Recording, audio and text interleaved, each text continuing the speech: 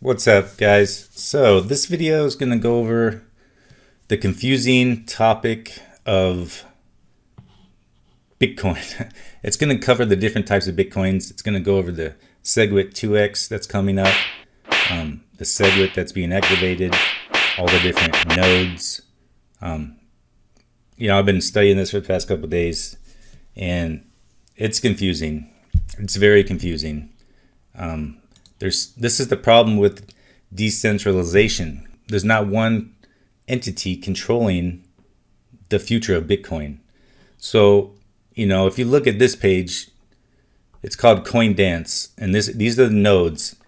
Nodes are computers running the full blockchain out on the network. And these nodes are different versions of the core, like code. So when somebody changes the core code, it forks off and they create a new coin pretty much. And that'll be a new node here. So there's like Bitcoin Core, which is the original that Satoshi created. You got Bitcoin ABC. So ABC stands for Adjustable Block Cap. And that is the Bitcoin Cash node. And then you got Bitcoin Unlimited. You got Bitcoin UASF, which is User Activated Soft Fork. BTC1, this is the SegWit2x that's getting ready to be activated possibly.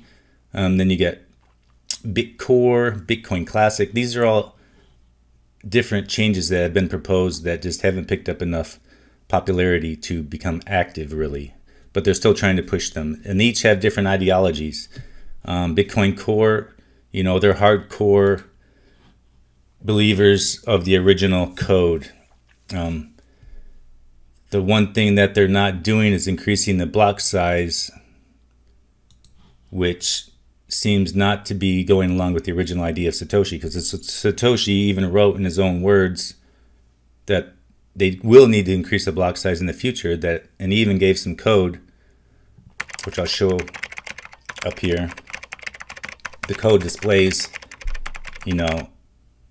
the code to say, if block is equal to this, then increase the block size to this. So he knew it was going to be a problem, and he spoke on how to fix it. Unfortunately, he's not here anymore, so everyone has their own idea now, and they're just going off with their own idea of where Bitcoin should be and how the code should go and how it's going to work for the future, which is very dangerous. And that is one huge problem with decentralization, because everyone thinks they have their own idea and there's not one entity controlling it. So who's gonna say nothing? All the thing they can say is, oh, we're gonna split and make our own coin. You go that way, you go this way. So now it's a big battle between Bitcoin Core developers. You got the Bitcoin Unlimited developers, the Bitcoin ABC developers for Bitcoin Cash. It's craziness. So I don't know. From my reading and my understanding, the coin with the most ideology going towards Satoshi's vision is Bitcoin Cash. Excuse me. Bitcoin Cash, has an adjustable block size that's going to be based on the number of blocks.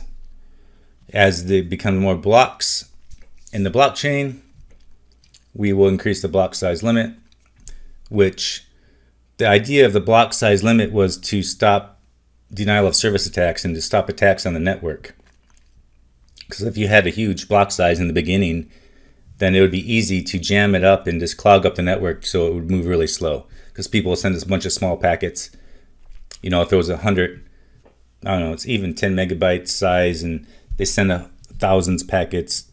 It'd be thousands and thousands of packets. It's going to jam up the network because all these computers weren't going to be able to process them fast enough. But now the price of Bitcoin has increased so much, and there's so many transactions going through that we need to increase the block size, and it's not going to be profitable. It's going to be too expensive to do an attack like it would have been in the beginning. As Bitcoin gets larger and more valuable, it becomes harder to do attacks on it. So as it grows, it becomes stronger. In the beginning, it was weaker, but as it's growing, it's getting stronger. So we can raise the block size limit without having to worry about these attacks like we did in the beginning. That's my understanding of it. I think that's how it works pretty much. So, and that's the big argument going on right now. If you look at this block details, so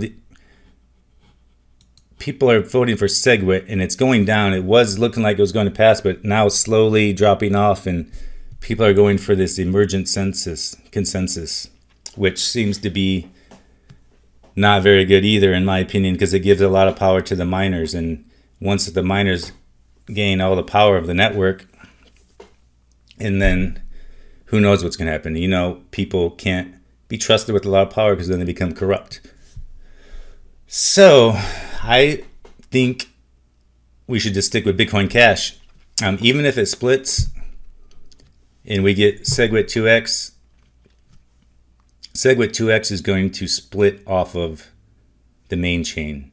In January 2009, Bitcoin was created by Satoshi. Released the code and it became open source. Anyone can change the code and split it and create a new coin based on the original Bitcoin. So we've been running the original code base since it started in 2009. Recently this year, we've had a split which created the Bitcoin Cash coin that everybody knows about at this point. So as you can see at the diagram, the Bitcoin core is the original coin, and that blockchain is going to keep going on as its original source. Now we have a new coin, Bitcoin Cash, that came out, and now it has a new chain, and that's the Bitcoin Cash. BCH is the code. And now in November we may have another coin called BTC1, which is the SegWit2x, which will split again from the core. It's not going to split from Bitcoin Cash, it'll split from the core. And as far as my understanding, I haven't heard anyone talk about if you're going to get Bitcoins equal, like when the Bitcoin Cash split. I haven't seen anybody talking about or seen any code that's going to say you're going to get the equal amount of Bitcoin as you will the new one if it does split, the SegWit2x. And the problem with this is just a bunch of different ideas of how they think the code should go. So at this point I'm liking Bitcoin Cash because it goes along with the philosophy of Satoshi Nakamoto himself. The adjustable block size width is in the code. I think if we go with SegWit2x and we give power to the miners, they're going to manipulate the network like never before, and that's just not going along with how Satoshi thought it should be. Satoshi never even mentioned mining and ASIC miners and this high power that is controlled by pretty much centralizing the network. That's the problem with giving miners the control, because if they have a lot of power they can increase the block size, which is going to make it so small miners can't even compete against them because the block size would be too large. But if it's in the code like Bitcoin Cash, which I'm trying to find the code, I haven't found the code exactly where it clarifies how they're going to work the block size, but I'm sure that's some little algorithm like Satoshi said, if block size is larger than this number, make the block size this number. So as the blockchain grows, the block size will also grow. That's a gradual growth. So it doesn't give all the power to the miners, it's just kind of a gradual evolution of growth, which seems kind of natural to me and seems like it makes sense. Because, you know, once we give power to one person, it becomes centralized, and that's when we have issues. So I don't know. We're going to have to watch this. If you have any input on this, let me know. It's very confusing. I understand, but let me know your thoughts. Correct me if I'm wrong on some information. Post in the comments. Share your thoughts. Peace.